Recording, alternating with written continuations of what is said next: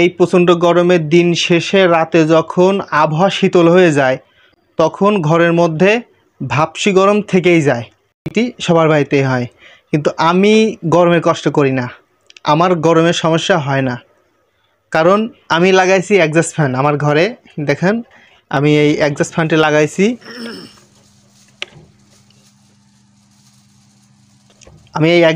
লাগাইছি।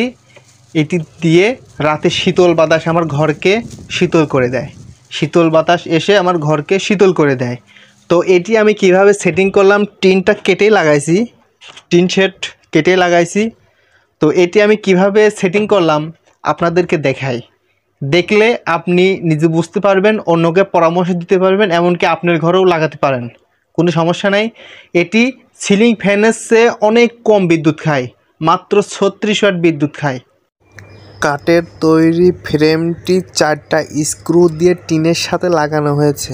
দেখুন 4টে স্ক্রু আছে। আর এই ফ্রেমটা ভিতরে 9 ইঞ্চি হাফ অর্থাৎ 9.5 ইঞ্চি সাইজ আছে। ঠিক এই মাপিক করতে হবে, এসে বড় করলে ফ্যান সেটিং হবে না, ফাঁকা হয়ে যাবে। দেখুন কত সুন্দর বাতাস ঘরের মধ্যে চলে আসছে, শীতল বাতাস। আপনারা ঠিক এইভাবে সেট আপ করবেন। ভিডিওটি দেখার জন্য ধন্যবাদ।